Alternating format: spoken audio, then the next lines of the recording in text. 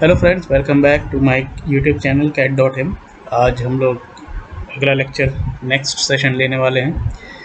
तो कैसे हैं आप सब लोग, और कोई भी आपके क्वेश्चंस हो तो ज़रूर मुझसे पूछिए। और अभी शुरुआत है तो मेरे ख्याल से आपको सब समझ में आ रहा होगा। तो चलिए शुरू करते हैं। तो आज हम लोग देखने वाले हैं बाकी स्केच के जितने भी ड्राइंग टूल्स हैं। जैसे हमारे पास सर्किल होता है तो सर्किल को देख लेते हैं। सर्किल मेरे पास दो तरह के होते हैं, एक होता है सेंटर रेडियस और एक होता है पेरीमीटर सर्किल, जो कि जिसे हम लोग कहते हैं 3 पॉइंट सर्किल।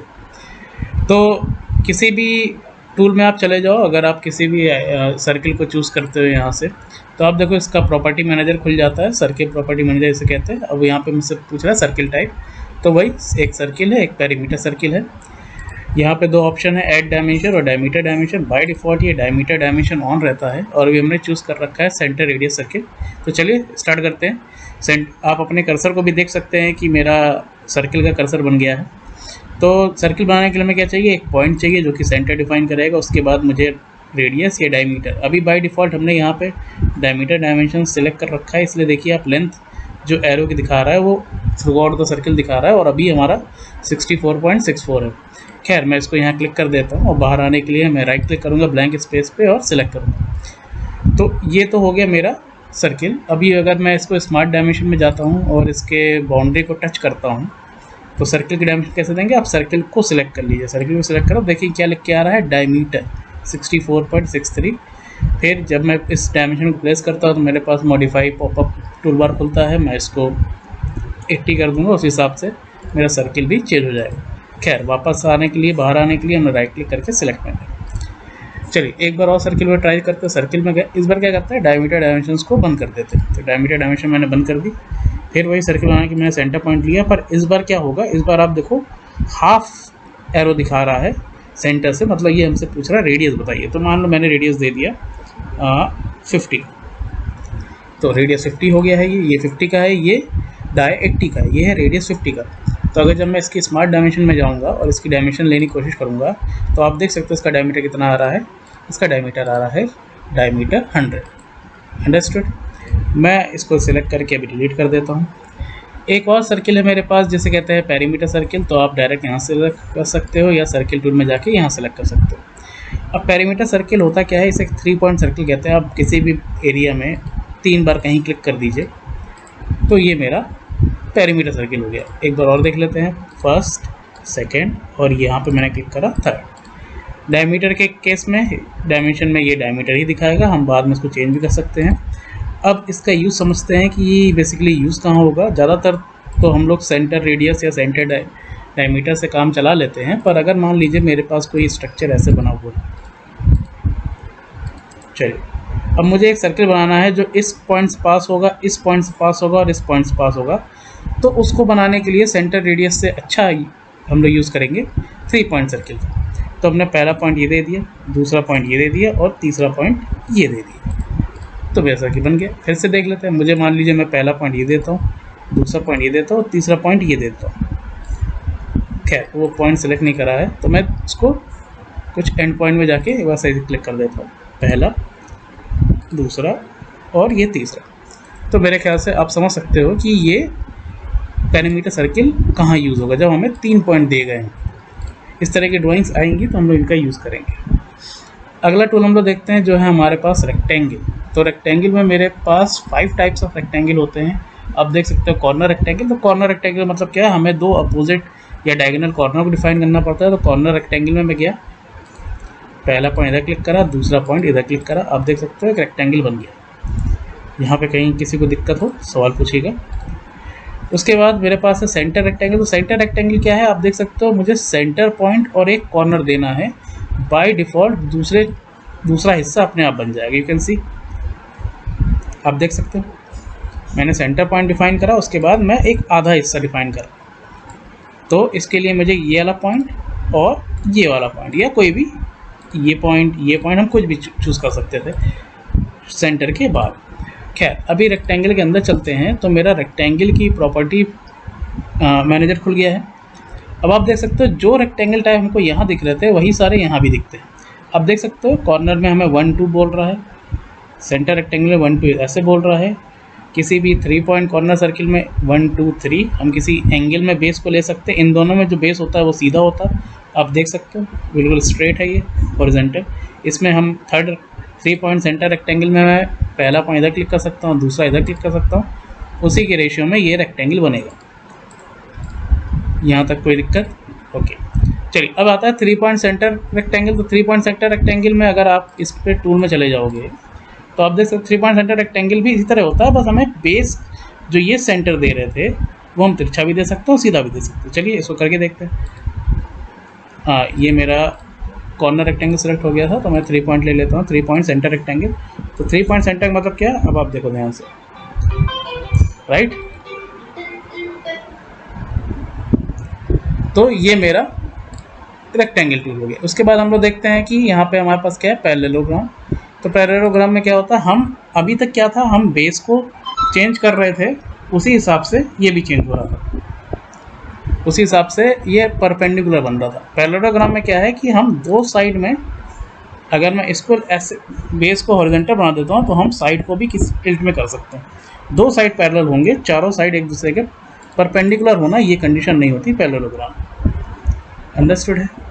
कहीं दिक्कत है तो पूछिएगा जरूर। चलिए आगे बढ़ते हैं। उसके बाद हम लोग देखते हैं हमारे पास आर्क होता है। मैं इन सब पे एक एक लूँगा ड्राइंग, पहले हम लोग एक एक करके टूल्स देख लें सारे।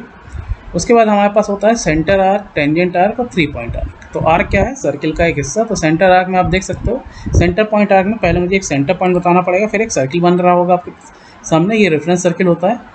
मैंने पहला आर्क पॉइंट इधर चूज़ करा, दूसरा आर्क पॉइंट इधर चूज़ करा, ये आर्क बन गया। इसका मेरे पास होगा डायमीटर या रेडियस। बेसिकली आर्क का डायमीटर नहीं होता, हमारे पास आर्क का रेडियस होता है। हम आगे देखेंगे इसको कैसे कन्वर्ट करते हैं, डायमीटर को रेडियस में या रेडियस को डायमीटर में। उसके बाद होता है टेंजेंट आर्क। तो टेंजेंट आर्क, अच्छा टेंजेंट आर्क का कंडीशन क्या है कि हमारे पास कोई एक दूसरा पॉइंट होना चाहिए जिसके टेंजेंट ले, जैसे मान लीजिए मैंने एक लाइन ले ली, अब मैं इस लाइन के टेंजेंट एक आर्क बनाना चाहता हूँ। या तो टेंजेंट या तो ऐसे बनेगा या तो ऊपर से जाके नीचे से जाके ऊपर बनेगा। चलिए देखते हैं टेंजेंट आर्क। तो मैंने ये वाला पॉइंट लिया टेंजेंट, अब आप देख सकते हो ये ऐसा बना, बस समझ में आ रही? तो ये इस लाइन के टेंजेंट हो गया। अगर मैं इसी को ऊपर की तरफ ले जाता, इस पॉइंट को पहला पॉइंट लिया मैंने और ये ऊपर क्यों लिया, तो ये कुछ ऐसा बन जाएगा। इसी टेंजेंट आर्क का यूज़ करके हम लोग नॉर्मल आर्क भी बना सकते हैं। अगर मैं अपने कर्सर को आगे से घुमा के नीचे ले जाने की बजाय मैं इसको सीधा ऊपर की ओर 90 डिग्री पे ले जाऊँ, मतलब मैं क्लिक करा पहला पॉइंट और ऊपर से लेके नीचे गया, तो ये हो गया नॉर्मल आर्क, या इसके परपेंडिकुलर, एक तरीके से कह दीजिए ये परपेंडिकुलर आर्क बन गया। इस तरीके से अगर मैं इस आर्क का यूज़ करूं और इसको नीचे से एकदम एग्जैक्टली ले करके टेंजेंट आर्क, इस पॉइंट को क्लिक करा और नीचे से लेके ऊपर गया, कहीं दिक्कत? तो टेंजेंट क्या है, टेंजेंट हमें बस अपने डायरेक्शन ऑफ मोशन जो हम लोग अपने आर्क को लेके जा रहे हैं उसको ध्यान में रखना है कि हम इसको कैसे लेके जाएंगे। ठीक है, चलिए इसके बाद हमारा होता है 3 पॉइंट आर्क। तो 3 पॉइंट आर्क बिल्कुल हमारे 3 पॉइंट सर्किल तरह होता है, कोई भी 3 पॉइंट, पहला, दूसरा और तीसरा।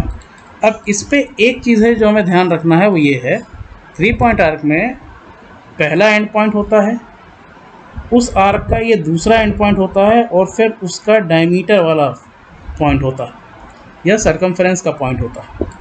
तो इसको आप बस ध्यान रखिएगा, ठीक है। चलिए एक चीज़ और थी, हमारा जो सेंटर रेक्टेंगल होता है उस पर अभी आप देखो बाय डिफ़ॉल्ट जब मैं सेंटर रेक्टेंगल लेता हूँ तो मेरे पास जो सेंटर लाइन बन के आ रही है वो ये और ये है। ये कैसे आ रही है, थ्रू कॉर्नर, राइट।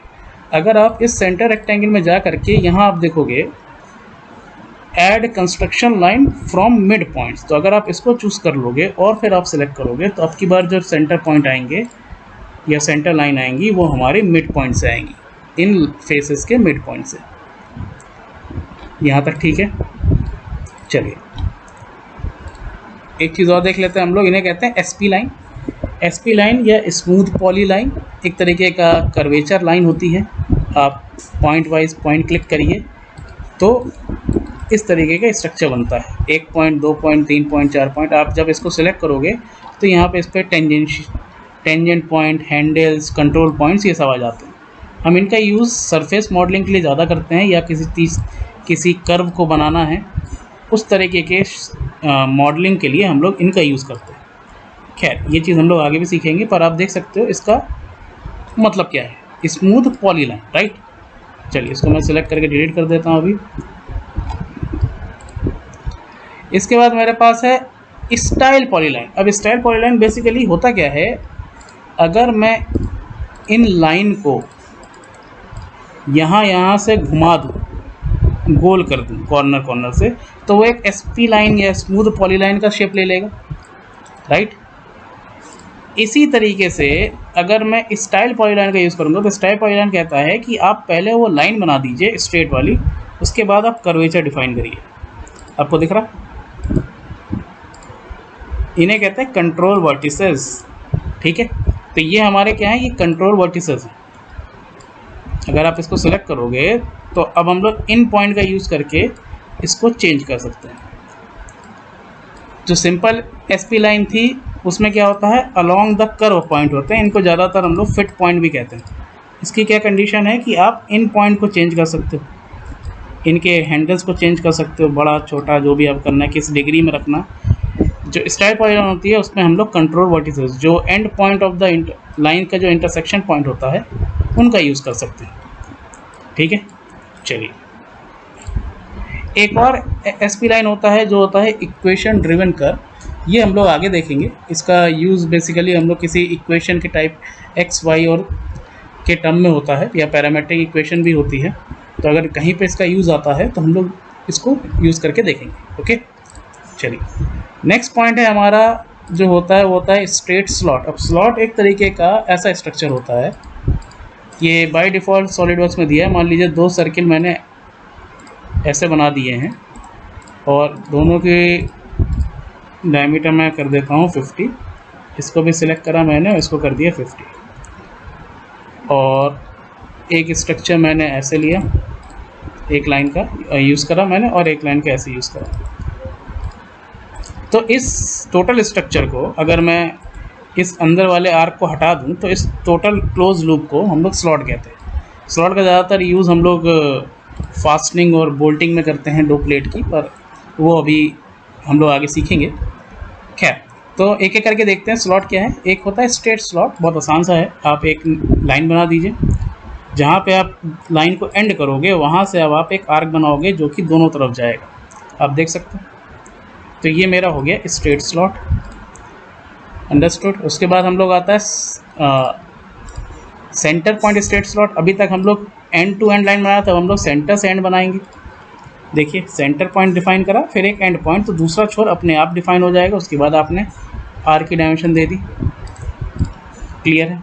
चलिए, इसके बाद हम लोग गए 3 पॉइंट आर्क स्लॉट। तो 3 पॉइंट्स आर्क हमने देखा क्या था कि एक आर्क का 2 एंड पॉइंट और एक सर्कमफ्रेंस पॉइंट। उसके बाद हम लोग इसका डिस्टेंस दे सकते हैं as a slot shape, right. अगर मैं इसको देखूं सेंटर पॉइंट आर्क स्लॉट, तो सेंटर पॉइंट आर्क क्या था कि एक सेंटर डिफाइन करना है, फिर आर्क बनाना है, एक एंड पॉइंट, एक दूसरा पॉइंट, और फिर उसके बाद अगर आप मूव करोगे अपने कर्सर को तो उसका शेप आ जाएगा स्लॉट का। तो ये हो गया स्ट्रेट स्लॉट, ये हो गया मेरा सेंटर पॉइंट स्लॉट, ये हो गया मेरा 3 पॉइंट आर्क स्लॉट, और ये हो गया मेरा सेंटर पॉइंट आर्क स्लॉट। तो यहाँ तक आपको क्लियर होगा, ओके।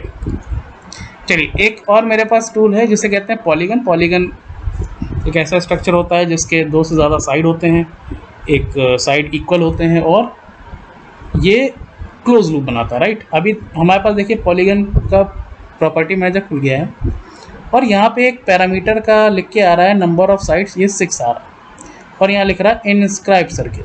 तो अभी इनस्क्राइब सर्किल का मतलब क्या है, अगर मैं कहीं क्लिक करता हूँ और मैं मान लीजिए मैंने इसको ऐसे बना दिया, तो जो सर्किल बना, जो सेंटर लाइन सर्किल बना है वो कैसा बना है, मेरा इनस्क्राइब बना है, और पॉलीगन क्या बना है, सर्कमस्क्राइब। उसी तरीके से अगर मैं पॉलीगन में जाके इसको सर्कमस्क्राइब चूज़ करता और मैं एक मान लीजिए मैंने इसको ऐसे बना दिया, तो अब की बार क्या बना, सर्किल बना सर्कमस्क्राइब और पॉलीगन बना इनस्क्राइब। तो इसका यूज़ हम लोग कई बार करेंगे। इसको बस ध्यान रखना, अगर आपने यहाँ इनस्क्राइब सर्किल चूज़ करा है तो पॉलीगन सर्कमस्क्राइब बनेगा, और अगर आपने सर्कमस्क्राइब सर्किल चूज़ करा है तो पॉलीगन इनस्क्राइब बनेगा। हम लोग इन सबको पॉइंट देखेंगे कि एक्स पॉइंट क्या होता है, वाई पॉइंट क्या होता है। ये सेंटर पॉइंट की डायमेंशन होती है, ये सर्किल का रेडियस और आपका कितना एंगल देना है उसकी वैल्यू। अगर मैं चलिए ये फॉर कंस्ट्रक्शन हम लोग देखेंगे आगे चल के, सेंटर लाइन या फॉर कंस्ट्रक्शन क्या होता है। तो मेरे ख्याल से आज का टॉपिक आपको क्लियर होगा। अगर इसमें कहीं पे भी आपको कोई क्वेश्चन है या कुछ है तो बिल्कुल मुझे बताइए। और अभी भी कुछ पॉइंट मैंने इस पे एज ए ड्राइंग बेसिस पे मैंने छोड़ दिए हैं, तो हम लोग उनको भी एक एक करके देखेंगे जब हम लोग ड्राइंग की प्रैक्टिस करेंगे। एंड कैसा लग रहा है आपको लेक्चर, प्लीज़ बताइएगा, और please like, share, subscribe and comment. And thank you very much guys, and all the best, take care.